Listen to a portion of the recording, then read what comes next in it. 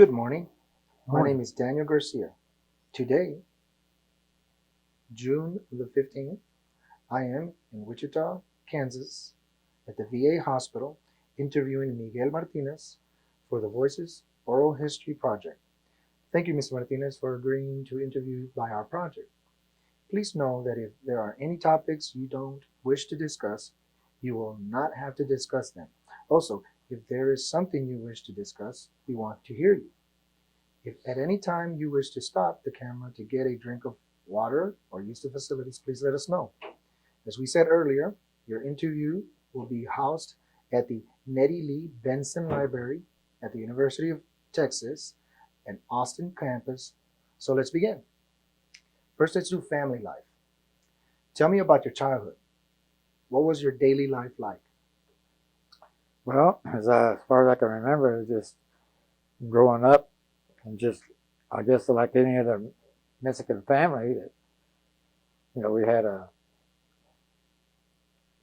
do everything like they did in the old country. My dad would put in a big garden so he could supply us with all the fruits or vegetables that we needed to have for our staples. And then a lot of times he would made sure that we always had 3 milk cows, Guernsey milk cows, because they would have the highest content of butter fat. So that way, when we got the cream, we made our own butter, we made our own cheese, and then we had all the milk to drink we wanted. And a lot of times with some of the other Mexican families that were around there in Parsons, they would come and get milk from us. They couldn't afford to get milk from the store, not even from the store, even as cheap as it was. But Dad would just let them have milk because we always had more than enough. They had just times when we were growing up, we didn't have any kind of toys or anything like that to play with. We more or less had to just do what we could make ourselves. We could take a block of a 2x4 to make some kind of little, like a truck toy, and just take the pop tops and beat them down flat. Take the cork off, then nail them in 4 of them right on a block of wood with a string and pull it down the road. That was our toys. Or if you find a skate, made a skateboard, you split, they would come apart and have the front and the back. We put it on a 2x4 and we put another 2x4 in front of it, and it'd be like that, or like this, and then put 2 other boards on the side so it wouldn't fall apart, and we just scoot down the street and things like that. But we just played with what we had, nothing more. That's about it. I didn't ask you at the beginning, and forgive me if I haven't, but how many were in your family? I had 2 brothers and a sister. Then I had a younger brother before that had died in childbirth. We never knew him. He died in childbirth. Where did you grow up in? That's another question. In Parsons, Kansas. And this is what you were talking about? Mm-hmm.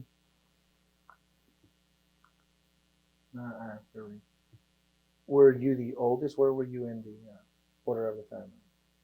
I was the second eldest. Then there was a sister and then 2 more brothers. My oldest brother Francisco was born in Mexico. I think Mom said he was born in Mexico City. Then he came here to the United States when Dad finally got a steady job. I think he was about 3 or 4 years old when he came to the United States with Mom. And Dad had established himself as a railroad worker because he had been on what they used to call in those days railroad gangs that had like 300 or 400 people on a train. That's all they did. Pull those whole 300 people to work on the railroad, and they would go from city to city or state to state working like that. And when he got to Parsons, he liked it there, and he decided to try to get a job there with the railroad, and he did. That's where he stayed at till he retired. Did you have to help take care of your siblings? Not really. Mom was pretty good about that. She took pretty well care of all of us. So she didn't work, she stayed at home? She just stayed at home all the time. She just never took an outside job. But the only outside job she could get was cleaning people's houses. At that time, that's about all they could do is be a maid for somebody. Even clear up until I think in the late 40s, we was in high school and everything. We used to have one of the other Mexican families had an oldest girl, and she wanted to be a nurse. So I told her, I said, well, just tell your dad, times are just changing, and you need to go away to go to school, and you want to be a nurse. And talk to him. He was a typical Mexican. He was mostly Indian, but he hard to get along with. A hard drinker and just hard to get along with all the time. This was a friend of yours? He was a family friend. He was mom and dad knew him, knew the family, and they had 17 or 18 kids, and they lost 4 of them, 4 or 5 of them. Natural causes, or was it? Yeah. They you said they were neighbors? Yeah, they were neighbors. They just lived up the street from us, at the end of the block. So you lived in the city or out in the country? No, we lived toward the edge of town. Parsons was not really that big of a town at that time, but the only thing it really had going for it was a railroad. It was considered a railroad town. And there were a lot of Mexican families that lived there. They used to call it the Y because at the north end of town, where the railroad yards were and everything, it was like a Y. The trains went out to Kansas City and they went to other places like that, and that's where most of the Mexican families lived around in that area. There was a lot of Mexican families, but anymore, since the kids all grown up and went to school and got different jobs, now there's been a lot of jobs opened up to them. So they got different jobs. They didn't stay at home working at a railroad. A few of them did, but not very many of them. So your family grew as Parsons grew? I did. I grew up there and worked on a railroad myself for a few times before I enlisted in the Army. What did y'all used to do together, you and your family? Well, for one thing, Dad always made sure that we went on outings, picnics on the weekend during the summer. That was one thing I do remember about that. And he made a point of it, like when he bought a car, he bought it in Independence, Kansas, and he would go over there every Sunday to make the payment on it. And they had a big park over there where they had a lot of swings and boards, you go sliding down and everything. And they even had a zoo there in Independence. Everything's almost all gone now, though. But we used to go there, and Mom would pack a picnic lunch for us kids, and they'd be over there most of the day, just running around and playing and chasing each other around. And then before it started getting dark, we'd go back home. Now, did y'all have to drive, or y'all could walk to Independence? How close was Independence to Parsons? Oh, we had to drive. That's about 40 miles away. We had to drive over there. What are your memories of any of your childhood that stand out mostly? Well, about the only thing that after I was about around 4 or 5, all of a sudden, Mom start wanting to take us to Mexico so we could know some of our family down there, which we started doing for about 19 either 35 or 36. We started going down there every year. And we went down there for about from 3 to 4 months, and a couple of times for 6 months. And one time that we were down there for 6 months, I missed the first 2 months of schooling here in the United States, so they held me back for that. They wouldn't let me. They wouldn't let me get by with it. What grade were you in? I think I was in about the 4th grade. I think 3rd or 4th grade. You can't. You already missed the first 6 weeks. But you caught up pretty much. Yeah.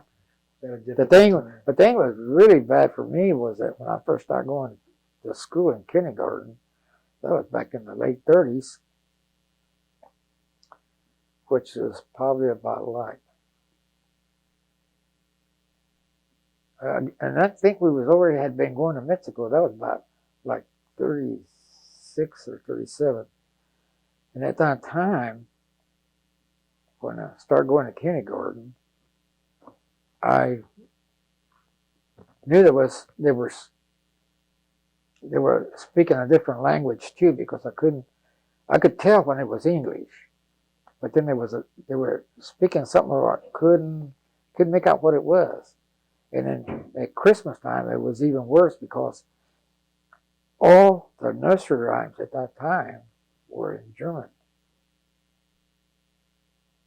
That Christmas tree, that's all was sung in German. Any Christmas carol was sung in German. And all your other nursery rhymes that you had were in German. This was in Parsons? Yes. And that's the way it was in all your public schools at that time, until Hitler invaded Poland. And as soon as that happened, they abolished all German language nursery rhymes from the schools.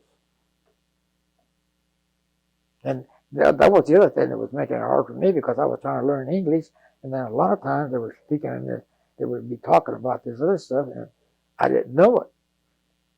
I didn't know what it was. So what was the main language that you spoke in your house? Spanish. That was the only thing I didn't even, they even held me back in kindergarten because I could not speak English. So I had to spend 2 years in kindergarten because I couldn't speak English.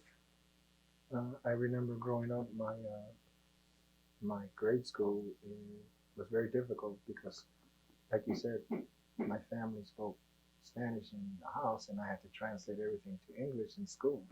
Is that the same thing you had? Well, it made it hard for me because even the newspaper that we got, they called the Prensa, was all from California, came from California, and it was all in Spanish.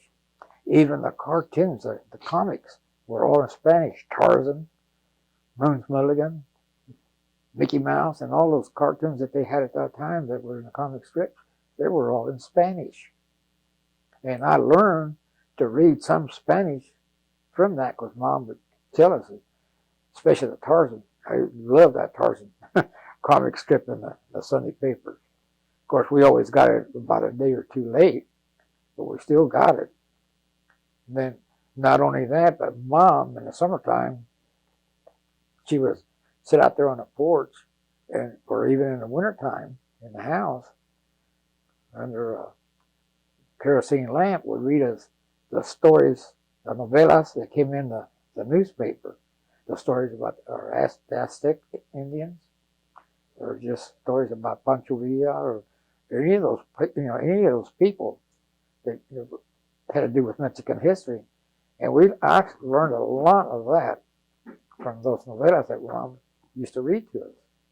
And that's the way she taught us our catechism, word of mouth.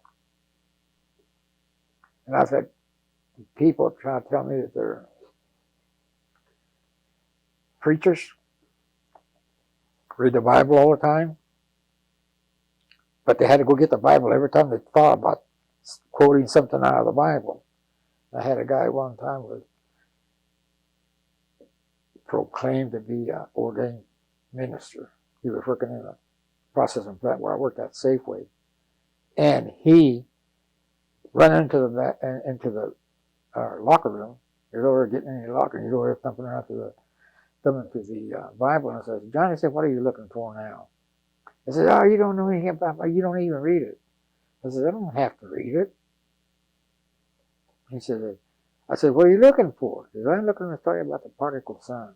I said, that's the easiest story there is to remember. So I said, I can almost tell you word for word about that. No, you can't. No, you can't. I said, yes, I can. And I told him, and he was over there. He finally was reading what I was telling him. He said, you don't read the Bible? I said, no.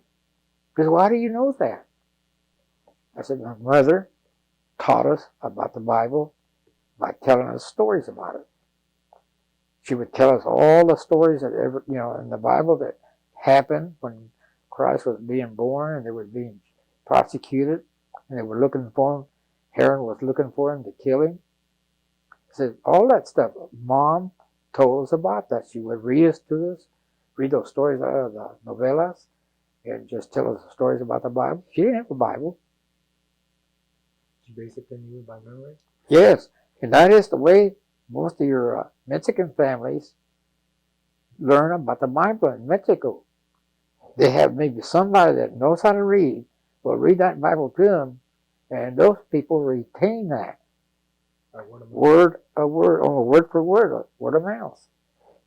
And then, not only that, but see, there was a lot of persecution of the Catholic Church in Mexico.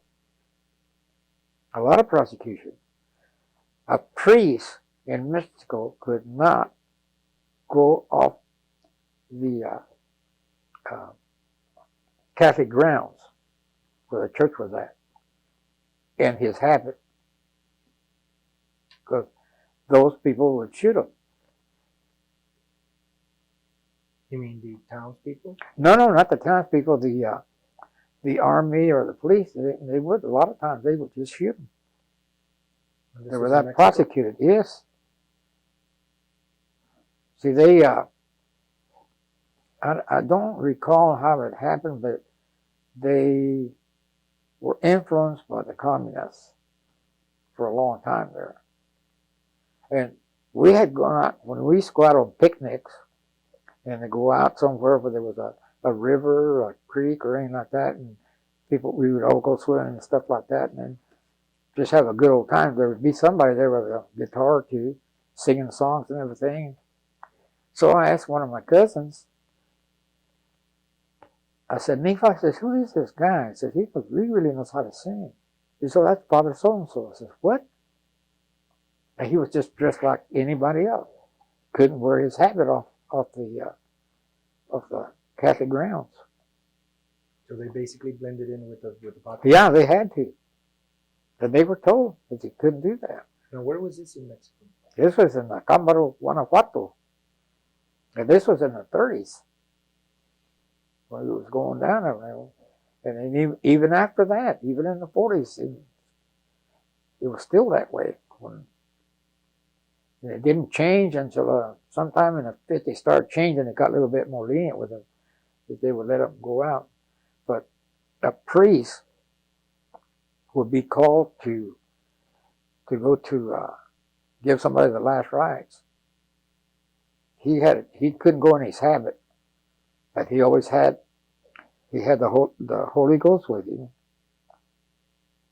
the host with him, and he would have a young boy, 6 or 7 years old, with a bell going down the street.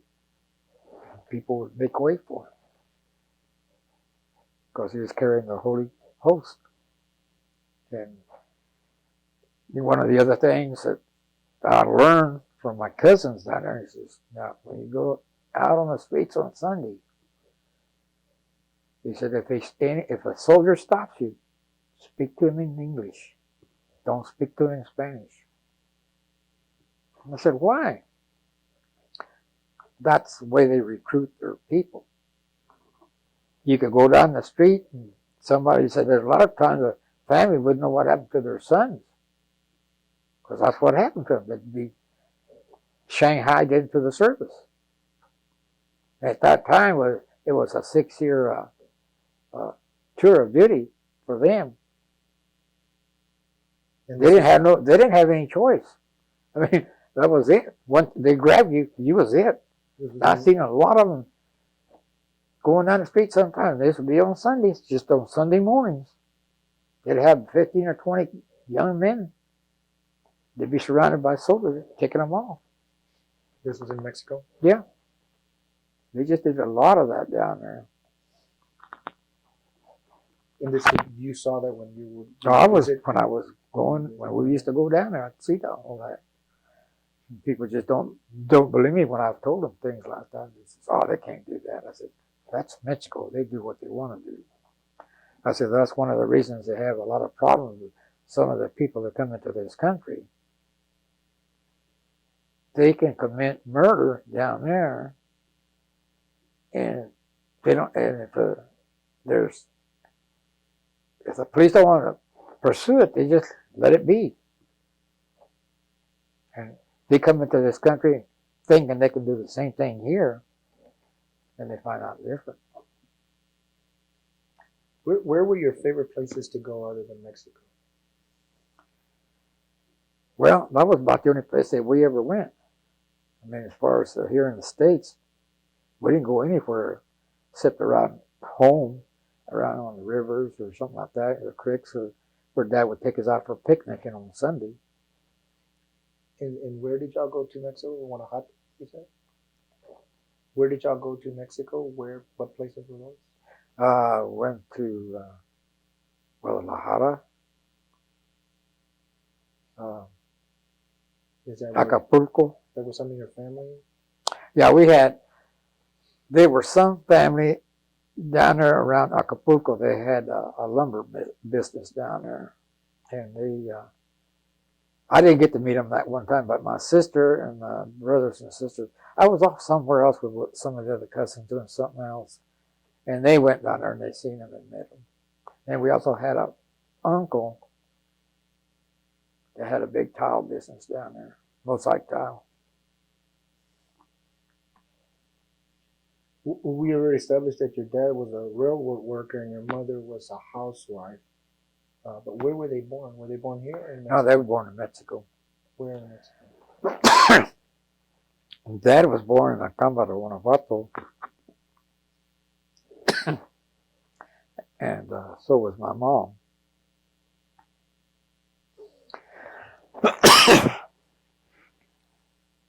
What memories do you have of your parents? Well, they were hard workers all life. Well, Dad was the best mentor I had for working, because that's one of the things that I learned from him, that no matter what the job was, give it all you got. It's not like with some of the American people here in the States. And I've seen it too much in my working life. And then on top of that, I went to work on a railroad when I was about 15 years old with my dad, and the foreman knew that I wasn't old enough to be working. But he was hard put to get some help. And so he hired myself and about like 5 or 6 other guys that were about the same age I was. And those are the best mentors I had. Those old timers. And they were in the 60s working on the railroad. When I was about ready to retire, almost 65 years old, still working on the railroad. And they would laugh and joke. My dad's name was Alejandro, but that's translated, that's Alexander. And everybody, every time, every day, that's all I could hear. Boy, that shovel is working the hell out of little Alex. I mean, just things like that. And they always tell us this: do the job right the first time, you won't have to mess with it the second time. It's lost time. You're just losing time. And I've seen in the working life, when I was in a processing plant, guys that would do the job 2 and 3 different times. Same job, trying to get it done right. I said, what does it matter with you guys? Don't you guys know what you're doing? Well, it's hard. I said, no, it's not. You make it hard because you think it's hard. I said, you make a mountain out of a molehill. I said, it's not hard. Just do the job and give it the best you got, and it'll be done right the first time. You won't have to fool with it 2 or 3 different times. You said that you went to work when you were 15. What did you do? What specific jobs did you do on the railroad? Railroad, what they called gandy dancing. We did a little camping, driving spikes, and laying rail by hand. They didn't have no machinery. They used to be, the reason we went to work that year, they had a big flood there, and it flooded a lot of the places out where the creeks were. It flooded the rail out. So it would bend it or something like that, so they had to replace it. And what they did was had these gondolas and everything, a train where they had the ties. They were in the first gondolas, because we needed the ties to replace it to support the railroad, the rail. And then they had the rail on the flat cars, and they just pushed it off. And what they did was just get everybody would just go over there, bend over, pick that thing up. There'd be about 15 or 20 guys. Pick it up and walk with it. Pick it up and walk with it. That piece of rail would probably be about like 75, 100 foot long. And everybody just got on it side by side, get over and pick that thing up and walk with it. Heavy. It's hard work. And then when you work on a railroad, where the track is laid at, they got the banks of the thing has got what they call ballast. It's rock and chat. And then you got these ties that are soaked in crystal, and all that steel. And you can look down the railroad, and you can see all that heat, there's waves coming up. And the outside, you don't see nothing. Your fields and stuff like that. But right down that middle, you can see all that heat. It'd be about 20 degrees hotter between the railroad than it is off the railroad track there. And that's conditions you had to work in. It was constantly telling you to drink water and take your salt pills. How long, what was the because I was just young, well, we had to quit in September when school was starting up again. And they let us work until then. But how long did you work at the railroad? From what time to what time? Oh, from the time the school let out until they started up again. Did you start in the morning? Oh, yeah. 7 o'clock, bright and early. And you ended at 5 o'clock in the evening. Long hours. How much were you paid by them? At that time, the union scale was 93 3/4 cents an hour. The what do you call the other pay? The pay that you get, your pay scale that you got anywhere else was about like 25 cents an hour. Mm-hmm. Your minimum wage was about 25 cents, but that was union scale working on the railroad. Railroad paid you very good wages. You got paid. You got your paycheck every 2 weeks. Every 2 weeks. Did you give all your money to your parents, or? I would give half of the check to my mom. She's the one that took care of all the finances and buying the groceries and everything. So she said, like when I was in the service, because she always did for us so much that I felt obligated that I would take half of my Army pay and I sent it to her. Automatically, just taken out of my pay and sent to her. And she got it. But when I got out of the Army, she told me, she handed me a book. She says, "What's this?" Is that your money? I said, "What money?" I said, "The money you sent home." I said, "Mom, that's your money. That was for you. It's not my money." And she wouldn't take it. She made me take it back. That's pretty good saving, huh? Yeah, I really did. What other traditions did you learn from your mom and dad other than hard work? Well, one of the best things that I learned from Mom, because I wanted to learn, and I knew that one day I probably would get married and it would be a Mexican girl. I learned how to cook. That's one of the things that I pride myself on. It. Go to these Mexican restaurants and they say authentic Mexican food. Yeah, sure it is. Then it worked. There used to be a bunch of us guys that was working at the processing plant. We'd get together and people would give $2, $3.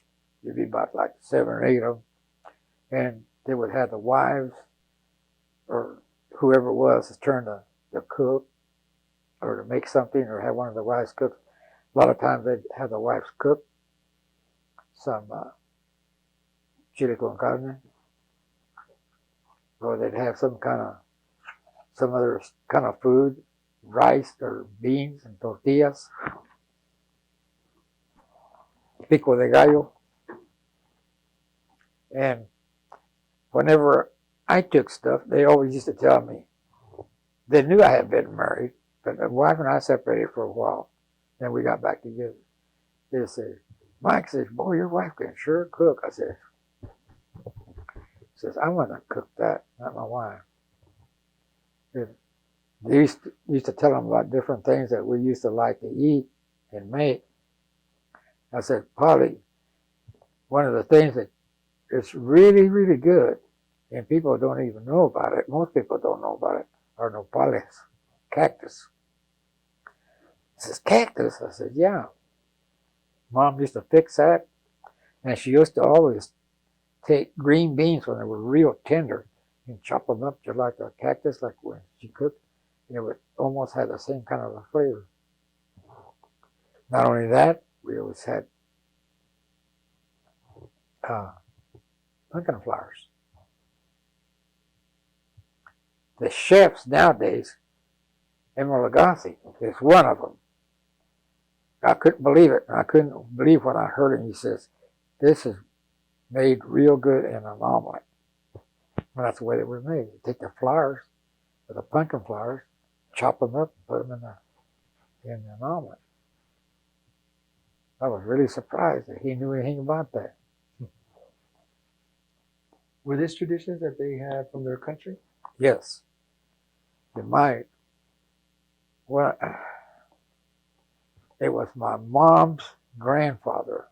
He was when they still had haciendas here in Mexico, before the revolution done away with them. They wanted to get all that land back for them. I had my mother's granddad was what they call a corporal, and he was a personal courier for the patron, where he took papers and money and stuff to the bank, any kind of legal papers like that. He was the one that took care of that for him, and he did that for a number of years until he got kind of old, and the patron knew he was getting too old to be riding, so he just put him in charge of the guards that let people come into the hacienda. My grandmother helped cook in the kitchen, helped the chefs cook in the kitchen in the hacienda that was there outside of Acámbaro. And my mother said she used to get under hand and foot, and they'd chase her out of there. And he said that they'd have a whole steer be on a split, turning it, cooking it. He'd go over there and get a fork and get a chunk of that, and he says, here, get out of here. Go on, get out of here. So she'd take off, run out of the kitchen. But my grandmother worked in the kitchens with the chefs, and she knew how to cook like they did, so Mom kind of learned from her. But there was a lot of things that cooking that I learned. One of the traditions, and I'm going to have to find some way of doing it again, because we had our own pork. We grew our own pork and butchered it, and our beef. We made our own chorizo and longaniza, and then everything like in Mexico that they eat, the Mexican fare, we ate. I know it turns a lot of people's stomachs when I tell them what it is, because I said, I could make some of that, just like what Mom used to do. I said, and you wouldn't even know that's what it was. A lot of people that, I don't know if you know what menudo is. Oh, he said, yeah, that's good stuff until I found out what it was. I said, well, there's nothing wrong with it. It's just part of the animal. He said, we're just like the Indians. The Indians used every part of the buffalo except the grunt in the morning. They used the hide, the meat, every bit of that. The intestines, the kidneys, the heart, the tongue, everything, the brain. They ate everything. They used the skin for making clothing and everything. Even the bone marrow, they use that. That's a real high source of protein. We used to eat it ourselves as kids. And, people turn their noses up and stuff like that. And you go to there's restaurants in Mexico City right now that specialize in cooking larvae, grub worms. I mean, by the pounds they cook it, and they sell it in fancy restaurants. And that's one of the things you see on TV. They got these two chefs. One of them's he likes to go to Mexico because they got all these grub worms and they fix them up for different seasoning and everything like that. And he says they are good. It's just not just the idea what you're eating. That's about it. Did your family struggle economically? Well, we didn't have that kind of money to. I don't think you can say we struggled that much because Dad worked on a railroad and he had a steady income. And then we didn't hardly spend money to buy any staples except maybe like for fruit that we couldn't grow and flour that we had to buy and salt and shortening and stuff like that. But other than that, I don't think we struggled really bad. So it really didn't affect your family that much? No, not that much. We didn't have all fancy clothes and everything like that, but everybody always had enough clothing for winter and shoes and everything. Did any of your family members participate in World War II? My oldest brother, Francisco, did. When he got out of high school, he started working on the railroad up in the offices. And when the war broke out, he tried to volunteer for the Navy, and the Navy wouldn't take him because he was not an American citizen. So he was just going to stay out of it. But he got his draft notice about 2 months later. They drafted him, but they wouldn't take him in a volunteer. In the World War II? Yes. How old were you when your parents died? I had just gotten married. I was in 59. Dad died in February 14th, 1960. I was... Who went first, your dad or your mom? My dad. He retired in a hospital bed, and that's where he died. What hospital was that? In Parsons? Yeah, in Parsons. Railroad had a hospital for its employees. They didn't have to go outside the hospital. They had their own doctors and their own hospital. That was something that you didn't have to worry about going outside, spending extra money. It didn't cost you nothing. And your mother, how old were you when she passed away? Dad was 65 when he passed away, and Mom was, I think, about 90, I think. So she definitely lasted longer. Yeah, she had a heart attack.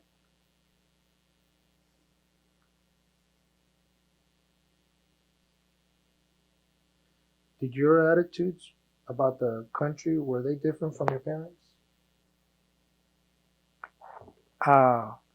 Don't know what you mean by that.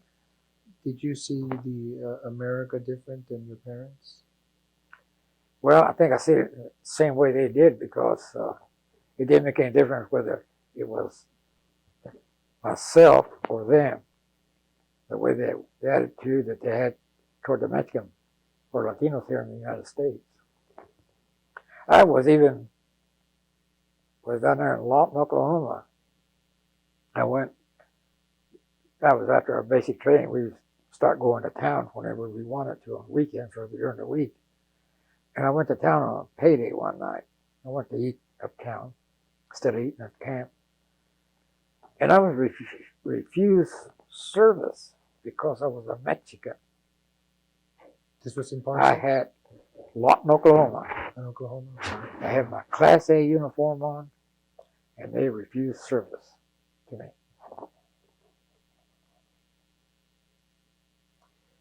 Did you think expectations and opportunities were different for you than, say, your mom or dad? Well, yeah, in a way, because we could speak English better than they could. Mom spoke really broken English. It was, her and Dad just spoke Spanish most of the time. Dad could speak some English, but it was so broken, you really had to pay attention to what he was telling you.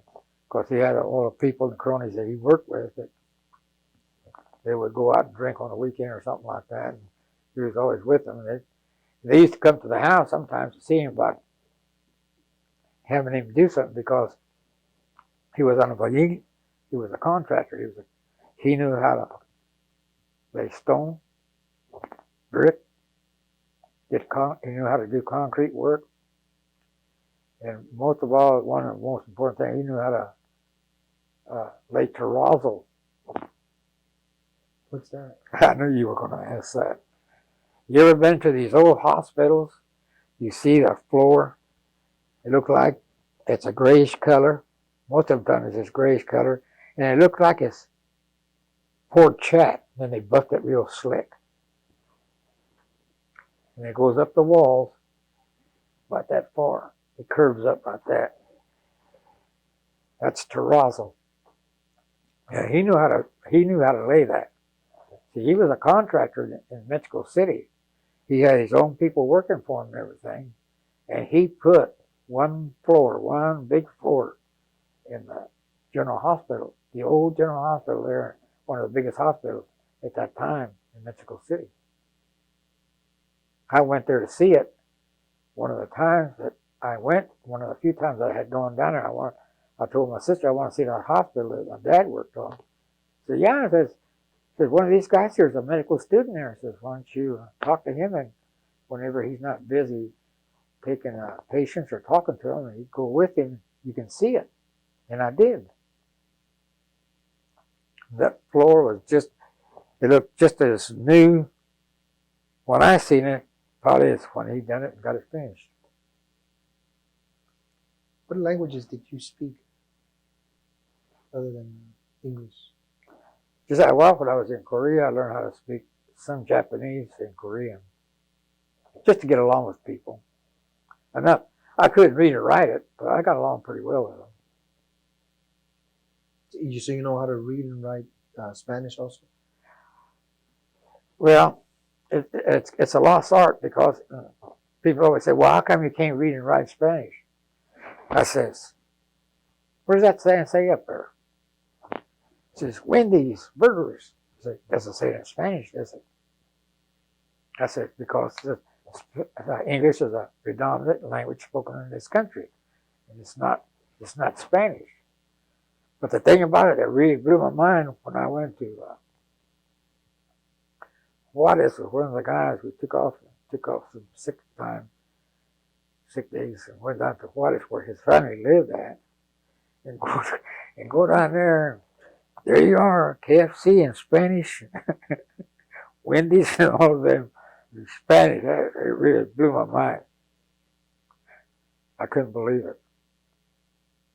Of course, in California, they do have franchises that are like KFC, Kentucky Fried Chicken. They belong to somebody, but they're all Spanish. They got what they call Pollo Loco. I don't know if you ever heard of it. Oh, yeah. I said like the Kentucky Fried Chicken. You can go get a bucket of it.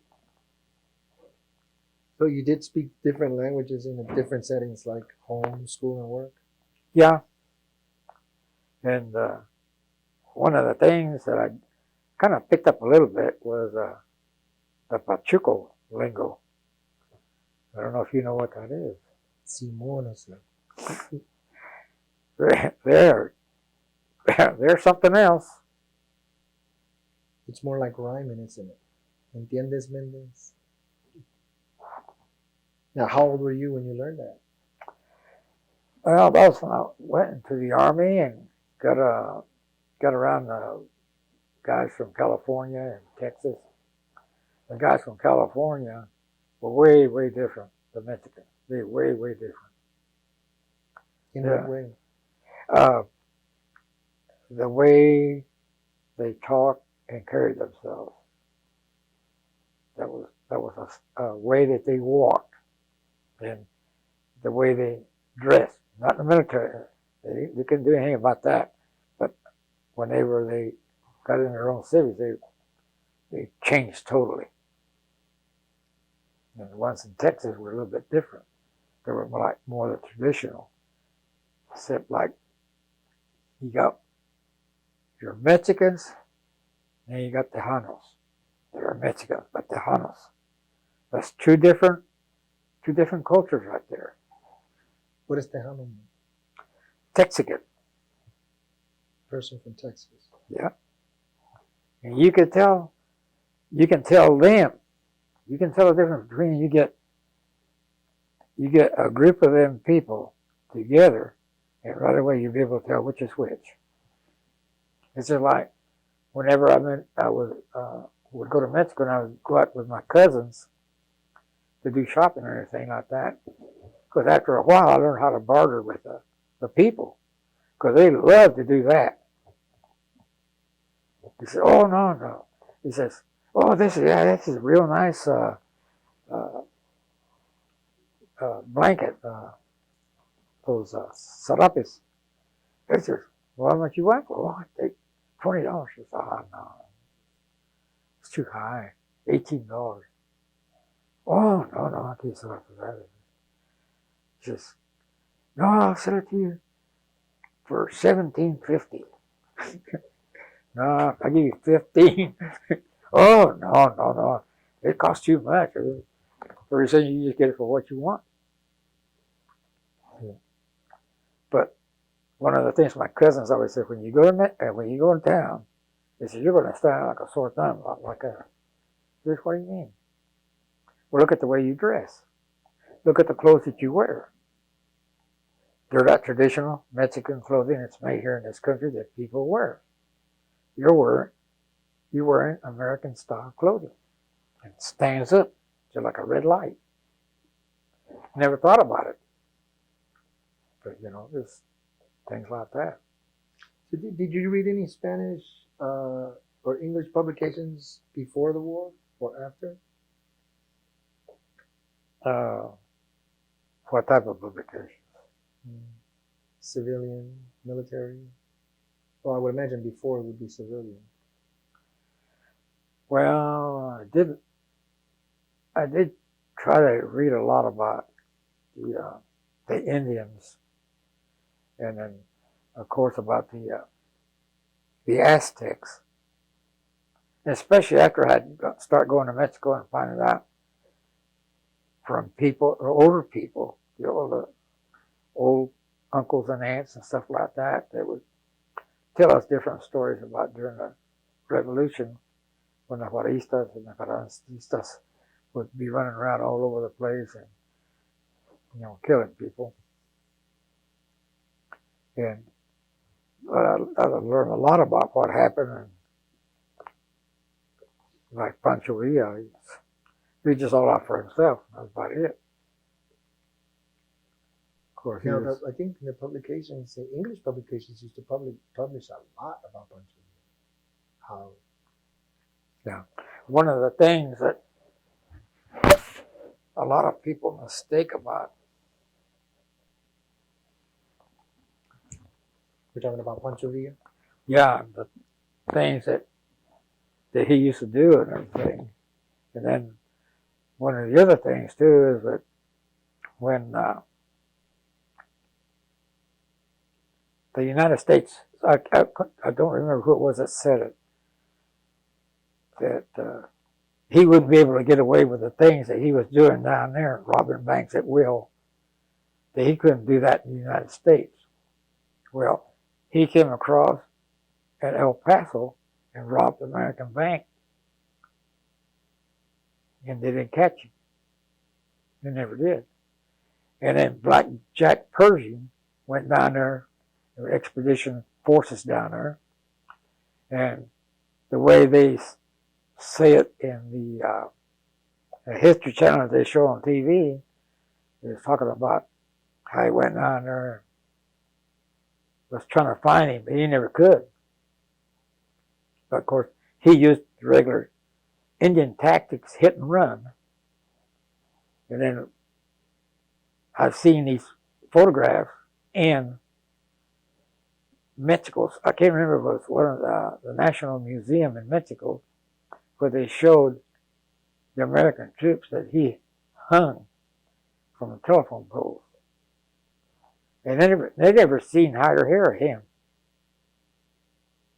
Well, he knew the Sierra Madre Mountains are like the back of his hand, and they didn't know it. They didn't know the terrain or nothing. He did.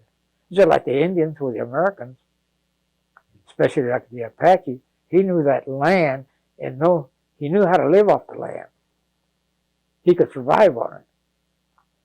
American people, they go someplace, they want to change everything. They always change the ecosystem, and that's why it's so screwed up now. You don't realize it. Back when you were young, there wasn't much TV. Did you listen to Spanish and English radio? When we finally got a radio, it's when my brother was in high school, and he was started working in a drugstore, soda jerking, working around there. One of the reasons he got a job, because he was so light-skinned that he could pass for an American. The only thing that gave him away was his dark hair. And he used to work at this one drugstore, and then he got a little radio, cable model radio. We had that. We used to listen to all the serials that they had every day. Sergeant Yukon, and all them, Inner Sanctum, Green Hornet, and all those. But then he later on had enough money. He bought a regular console. And it was an RCA, and they had that little green eye in the middle of it. And you could get international broadcasting. We used to get Mexico. We used to get bullfights, flamenco dancing, and just regular mariachi music that they have down there. And different programs that they would have, like the soap operas that they had in Spanish. And you could only get them at a certain time in the evening, 10 o'clock, 9 o'clock at night. They would come in real strong then. During the day, you couldn't hardly get them. But we did listen to a lot of flamenco dancing on the radio. Stuff like that. And this was through Spanish stations. Mm-hmm. From Mexico City. Tell me about your years in school, your school years. How many years did you go? Did you go to the 12th grade? Yeah. I went after I finished the first grade in a public school, By that time, they had decided to segregate the Mexicans from the whites and put them in the Catholic school. But our school was in the basement of the church. And the white kids went to the regular school that they had, St. Patrick's there in Parsons. We were segregated. But we got along. There was a few of them that we'd have trouble with sometimes. But I didn't think anything about it. I was glad just to be with our own race myself. And then finally, they built a school and a church for the Mexican family, for segregated church. Oh, so it wasn't segregated at first? No, for some unknown reason, they wanted it. They wanted to change that so the people could have their own, the Mexicans could have their own church. But this is the funny part. There were just about as many whites going to that church, except for school, to that church on Sundays that had two masses. There, instead of going to the big church, St. Patrick's. And it was the ones that were giving us the most trouble, too. I used to think that was funny. But we finally had a priest there in the late 40s. It was later became a Monsignor Dougherty here in Wichita. He went there right out of the seminar. But he got together with a guy that was from Mexico. He didn't speak that much English, but Spanish, he was very well versed in Spanish. So that's where he went and learned how to speak Spanish. And Father Dougherty, at that time, learned very well. He had one mass that was in Spanish. And that was the 9 o'clock mass for the Mexican people to go, especially the older ones that didn't understand English very well, like our parents. They go to hear the gospel in Spanish. And he was very, very good. Really learned the language.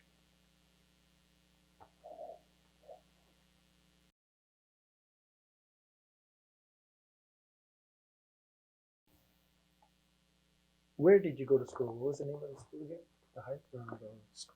Well, the first school I went to was McKinley School, and I went there for kindergarten and first grade.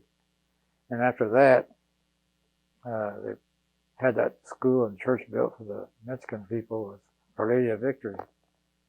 But before that, had gone there to St. Patrick for a year where they were building the school. And then was there a middle school or high school? Well, after you got out of the 8th grade there, you had to go to public school again, to Parsons Junior High.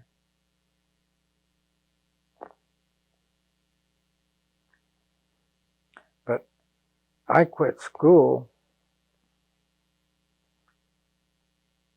when I was in the 6th grade.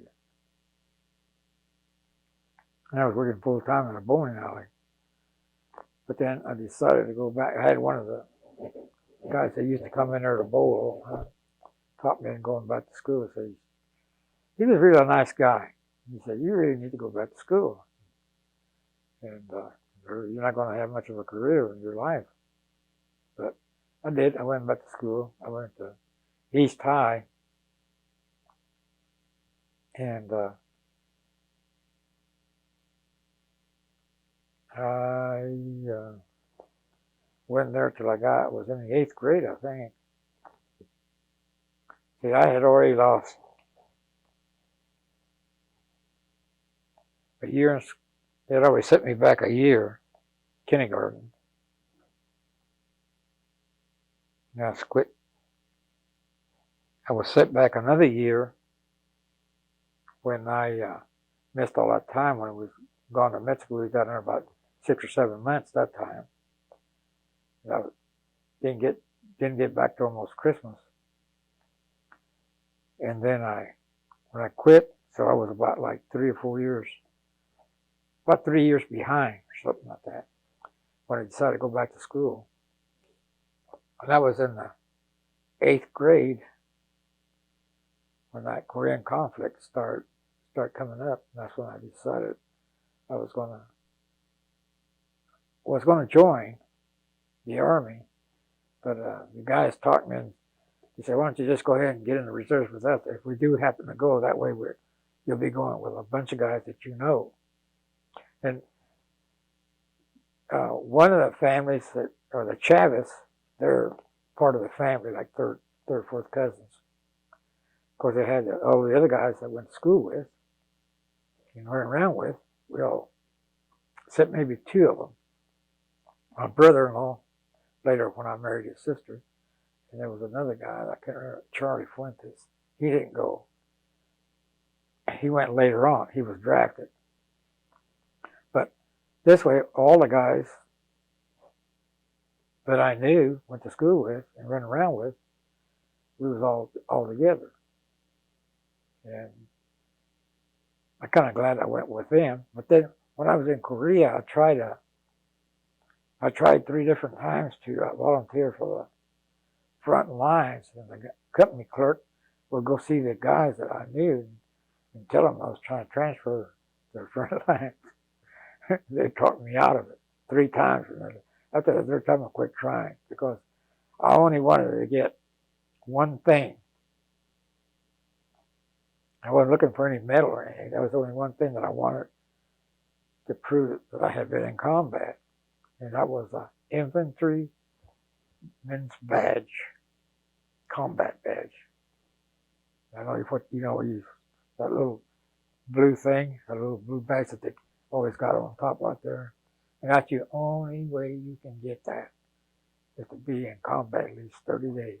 In the theater. So when you went back to the 8th grade, you were what? How old were you? You were pretty close to 17, right? I think. Yeah. 17. Yeah. And you then, at that time, you stopped going after the 8th grade, or? No, that's when I enlisted in the reserves.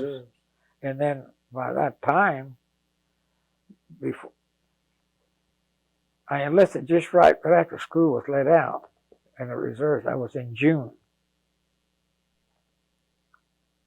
So I think it was June. To the 9th grade. Yeah, I was going to start the 9th grade that next year. Well, before that happened, in June, after I enlisted, it was 30 days to the date. They said if we get activated, we can all, we'll all be going together. So I said, well, that's fine. So I was getting the benefit of all the guys that had been in combat during the Second World War and got to come home, that I would have a lot of confidence being with them. 30 days to the date when they activated us in July. They mobilized us in August. We went down to Lawton, Oklahoma. And that's where we stayed there until we got our basic training. And after that, we went to Korea. So you really weren't in school that long after you went back to the 8th grade. Yeah. You weren't in school that long. No, I had just been back a year. And the other thing was, when I came back, I started in junior high, 11th grade. Oh, when you came back from Korea? Yeah. Oh. But I was still behind the guys that I had been going to school with when I decided to go back again. And they were a year ahead of me at that time. When I started, they let me start in 11th grade, but they said, you'll have to take a GED test. I said, okay, I'll do that. So I passed that. So at midterm in junior high, I started college. Because a GED test qualifies you As a for your graduate. as a graduate. So I started midterm, but then I had a little trouble with some of the courses because I wasn't that great of a student, never had been. School was hard for me. But I could learn. Book learning was hard for me, but you could take me and put me in a tech job and show me what to do, and I can do it. Hands-on. Yeah, hands-on experience. I can learn that real quick. But to read it out of a book, I had a hell of a time when I was going there because when I started in college, I wanted to get into mechanical engineering, so I had to take a lot of math and a lot of mechanical drawing. And then on top of that, I took vocational mechanics to get me, so I could know about mechanics. And I had all that going, and it was just hard for me. And I was struggling. I struggled with it, and trying to work and support myself with a little bit of a GI Bill. But anyway, I finally just decided it's too much for me. So I came out here to Wichita to work in construction.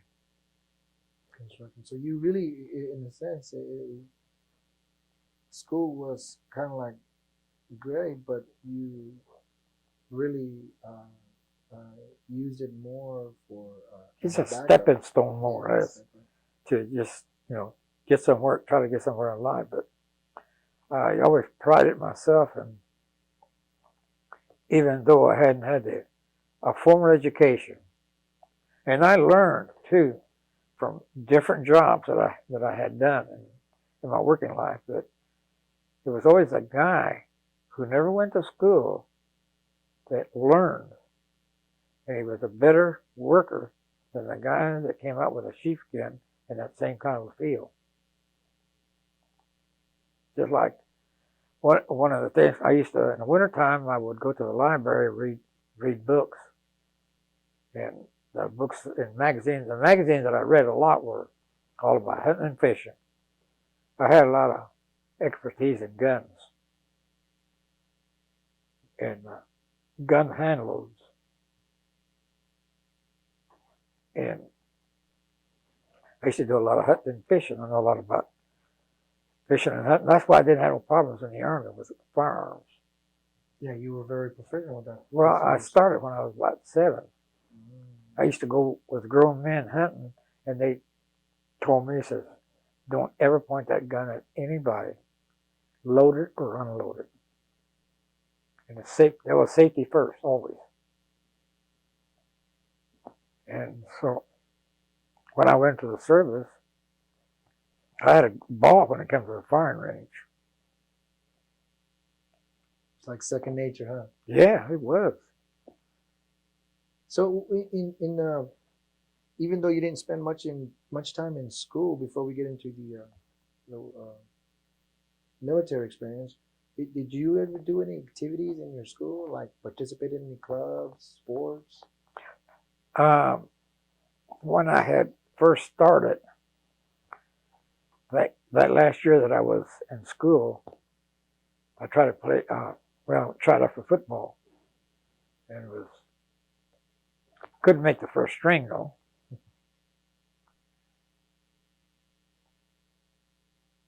But I tried, but I did have the ability. You got to be, I don't know what you'd call it. It's like some people's got an ability for fishing or hunting or whatever it is. You're more of an outdoorsman, Yeah, versus an athletic. Yeah, and it takes a special kind of a person, And I just didn't have that for that. But there's people that it just comes natural to. Do you have any special memories about it being in school? Anything? Oh yeah, the guys, especially when I went into the service and I came back to visit, embarrassed the hell out of me because I wasn't expecting it. I had just went back to see the guys that I was, been buddying with, and gym and all that stuff like that, and just running around together. The principal got up there, had a assembly, and they said, before we go on with this, we got somebody special here in the audience we want you to take notice of. It's one of our own. I felt like that. Because that's not what I went to see. The guy, that's not what went to school. Oh, he pointed you out. Yeah, he pointed me out. He knew that I was in the service. And he told everybody. But, were you ever that significant? Did you ever do anything significant in school before obviously you went to the service that you? No, I never just. You were just one of the crowd. Yeah, I just tried to be one of the crowd. Yeah. That's why it was a little overwhelming when he pointed you out. Yeah, because I wasn't. That's not something that I had looked at trying to do or try to, stand out in. Did you? Excuse me. Do you have any particular teacher that you think about? You treated differently, or just like everybody else, the teachers?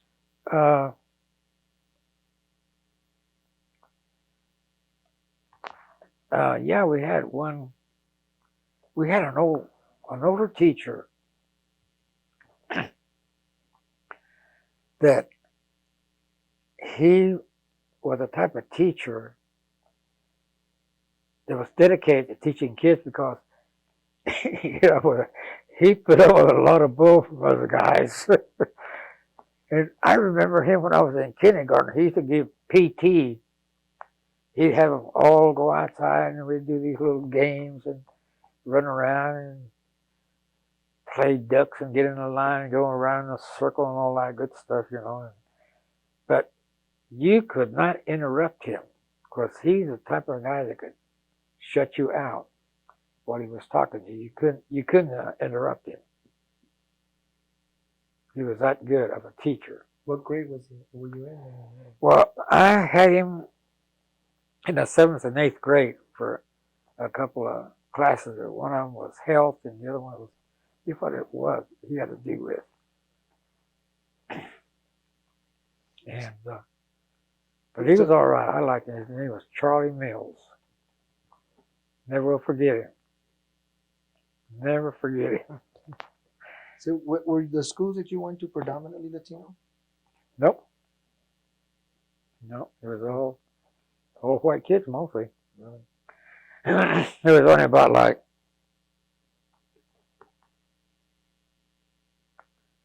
when I went to school, there was probably only about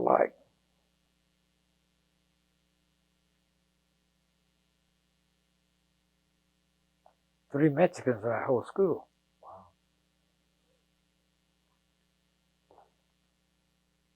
Were you treated okay? Oh yeah, I got along real good.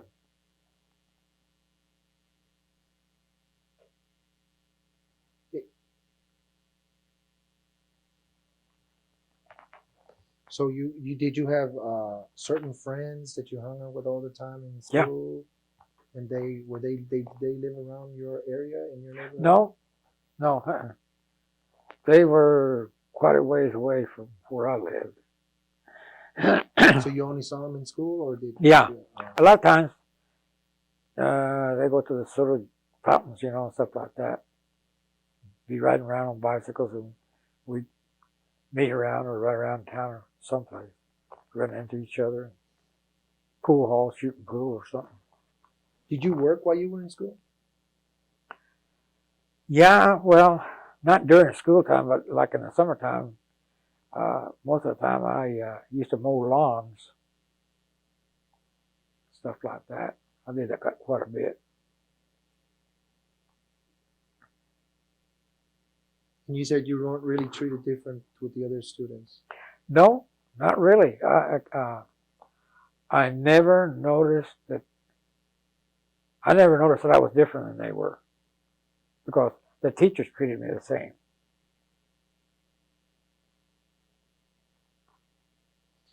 Do you think that your education that you received was about the same as your brothers and sisters received, basically?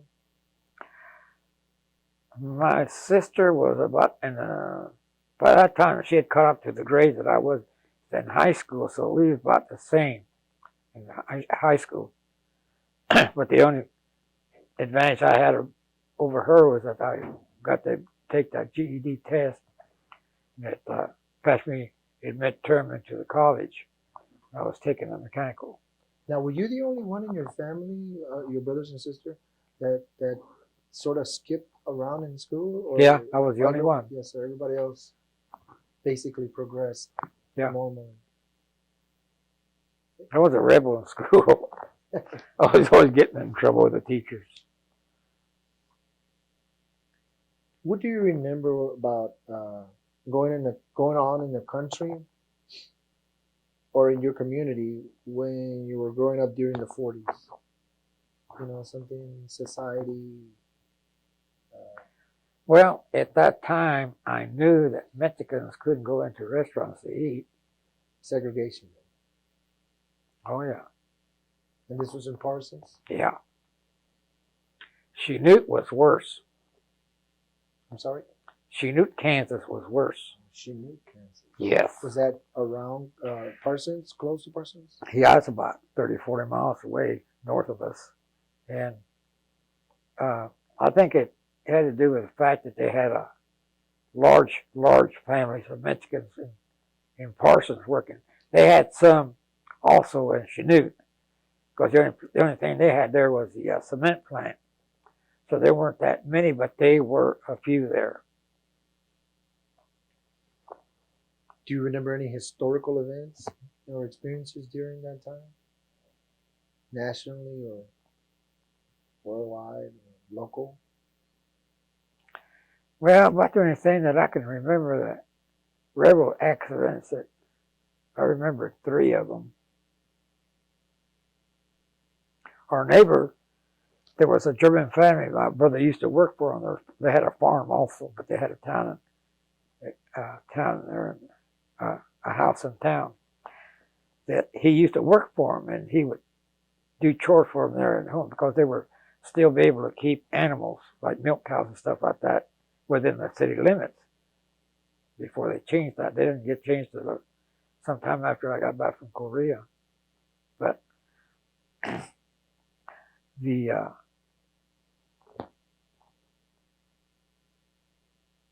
can't remember his name, German name, but he was a switchman, and he was between cars, and they got these. You ever see them look like a baseball bat? Only it's square, and he was. The couplings are like this. When the train hits, it couples it like that. It locks. Well, it wasn't open enough, and he had that far, and he had his back to it, pulling, and the switchman thought he was out of the way. He humped it, caught it right in the middle. He stayed alive till he got him off of that, and he died instantly. Then there was another guy that got another switchman or somebody that worked on the railroad. He got run over right down there by the depot. By a train? Yeah, by a train, by a passenger train. And there was another one. It was a doctor trying to beat a train. He didn't make it. And that was about the only 3 things I can remember that really made an impression on my mind that I remember I'll never forget. When you went to college, did you encounter any difficulties there? Yes, certainly did. Had I got in an English class that the teacher was notoriously prejudiced. If you were not white and Republican, you were nobody. And there was a bunch of us ex-servicemen in her class, about 6 or 7 of us. And she hit a bad button on me one day because she had given a class.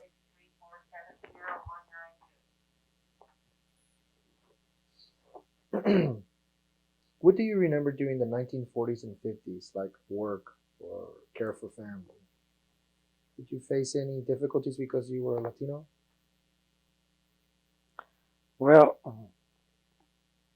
in the 40s, at that time, like I said, on the railroad, a Mexican could get a job real easy.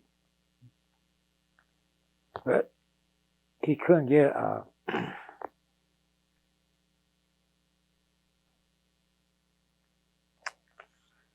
I don't know how to put that. They had menial jobs on the railroad, like cleaning up or repairing like boxcars and stuff like that. They could get those jobs. But they also had jobs that dealt with working and overhauling the engines. And they couldn't get those jobs. Mechanics? And Parsons was a center, to speak of, for the railroad, because if engine or anything had to be repaired, that was one place they could stop and get it done. Because they had a machine shop. That's all they did. They had people that worked in their turn lathe machine. That's all they had. The whole big old floor, I forget how big that was. That's all those guys did, is made parts and to repair engines and stuff, the steam engine. Then it went to diesel, and so they all really good paying jobs then.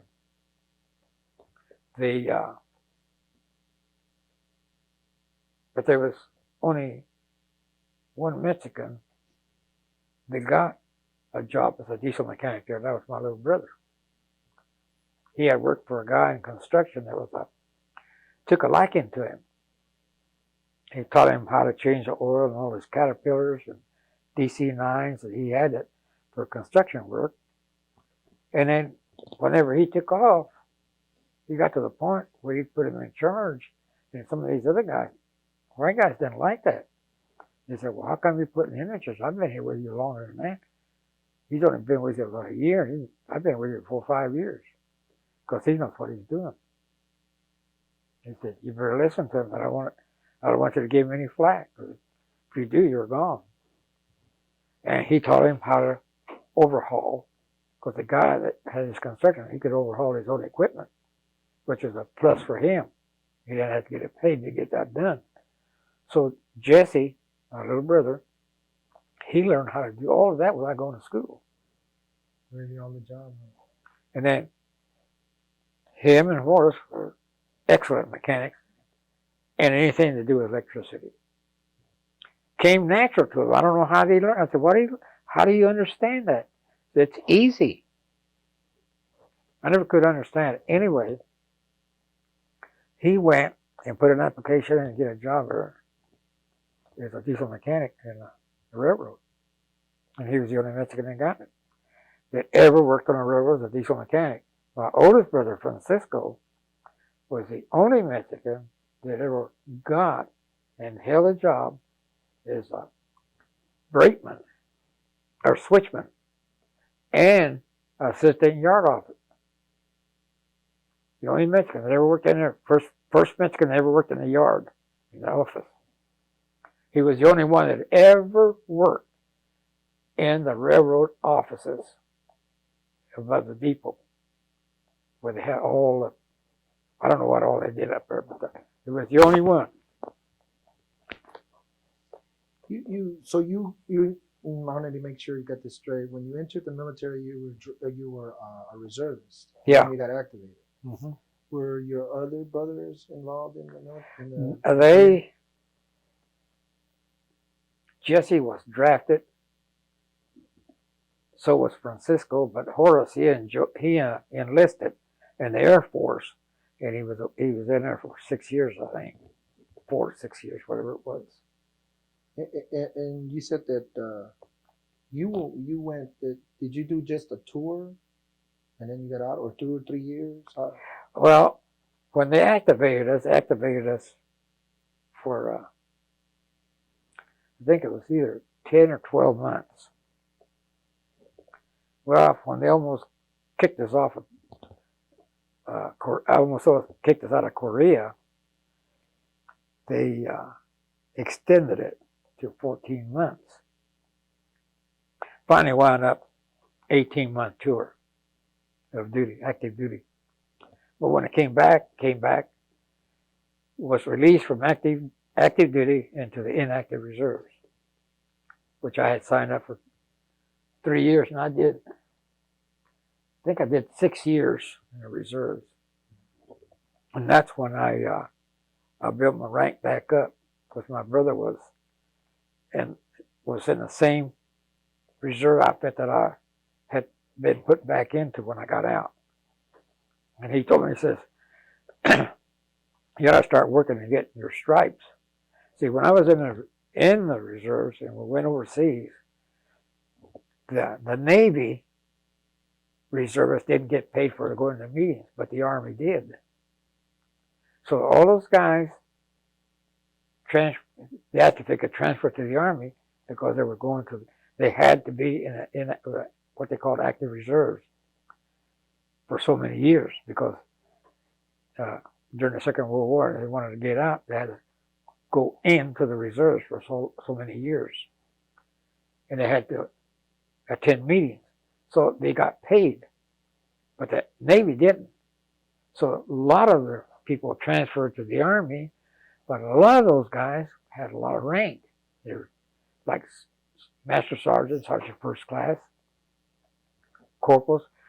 We had so much rank in our outfit that when we got down to Fort Sill, Oklahoma, down there at Lawton, that they had corporals and some sergeants pulling KP because they didn't have enough.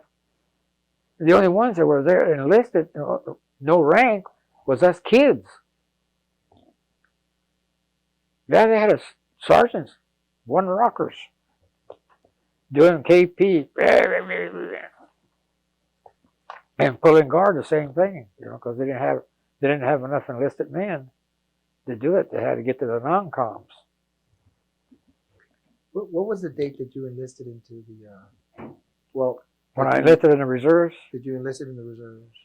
I think it was around January 27th or 25th. 1950.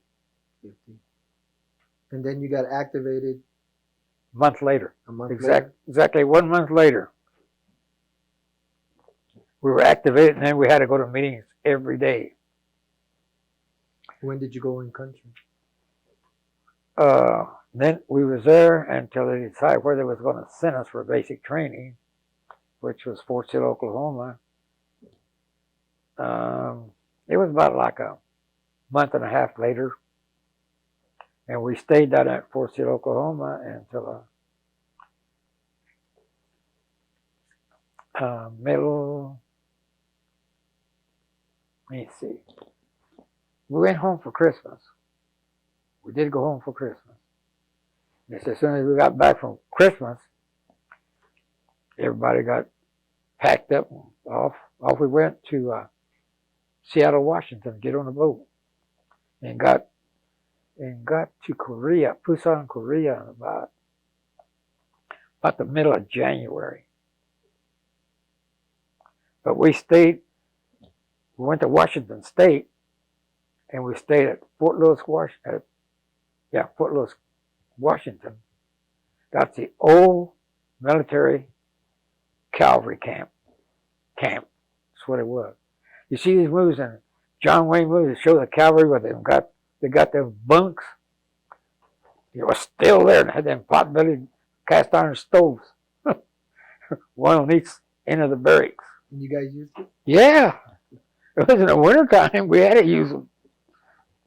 How did your family respond for you going to war? Mom didn't like it very well. When I told her I had to have her and Dad sign the papers. That's right, because you were underage. Yeah. Well, I was 17, I think, so I had to have her signature. My 18th birthday wasn't coming up until October, so I had to get her signature and Dad's. Were many Latinos drafted, and did any enlist in your community? Or it was just you? Well, the only one that I can think of was my brother-in-law and Charlie Fuentes.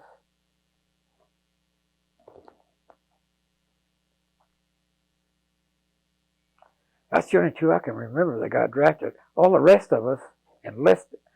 No, it wasn't my brother-in-law. Yeah, my brother-in-law. Yeah, he was drafted later on because he went to Fort Hood, Texas for his basic, and then he went to Germany. How did the community respond?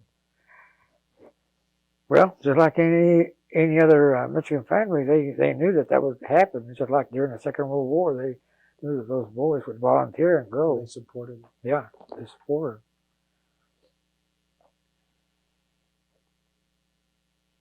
Were you married when you went to Korea? No, I wasn't married until after a few years later. So you went to Fort Sill to basic training? Yeah. Describe that experience of basic training. Well, the bivouacking and everything like that, I was used to because I used to do that on my own. Bivouacking didn't bother me. Those guys, how can you stand there? It's cold out here. I says, you got your half tent of your pup tent. They were split. Each guy got a half of a pup tent. It says, dig you a shallow, like a little shallow thing in the ground, probably about that deep. Go get you a bunch of leaves and put them down, and get that tent, that half tent, put it down, and get your poncho, lay it out like that, and get your two blankets you got, and just make yourself into a taco. Fold them over one of them and the other one like that, and you'll stay warm. Well, I don't know how to do that, so you better learn. Nobody's going to do it for you. Your mama's not going to be here to do it for you. I don't know how to do that. You better learn. Were there a lot of Latinos in the company you were in? Yes, there was, like I said, all the ones that was in the Second World War were there. The Yaneses, the Chavezes, who was part of our family, our cousins, the Hernandezes. See, Yanes, Chavez, Hernandez. There was one other one. Then they had all those draftees that came in from Texas. Had a lot of them there from Texas. Did most of y'all speak Spanish to each other? Yeah. I have a lot of your immigrants that worked in these processing plants that always ask me, says, where were you born? He says, where in Mexico you come from? I said, I was born here. No. He says, no. You come from Mexico. I said, no, I was born right here. Went to the service and everything. He says, you couldn't have been born here. He says, you know Spanish vernacular that only older people in Mexico use, and you know it. Well, I said, well, we used to go down there for 3 or 4 months out of the year, and we went to see family down there, so that's where I picked it up, I guess. There's a difference between just speaking Spanish that people speak here in the States that people speak in the old country, and even like in Spain. Different dialects, you're right. Did you befriend anybody in training camp? You get friends? You like what? Did you have any friends in training camp? Oh yeah, all the guys that went to school with. Okay, so we all went together. See, it was the whole unit. There was 390 guys, overstrength company, all from Parsons, Kansas. White and Latinos. It was all worked together, went to school together. That's right. Do you think that their training prepared you for Korea? Basic training? Uh, yes, because there were some things I didn't realize that you had to know to try to protect your own self and your life. Were you briefed about the people and culture or the terrain in Korea while in training?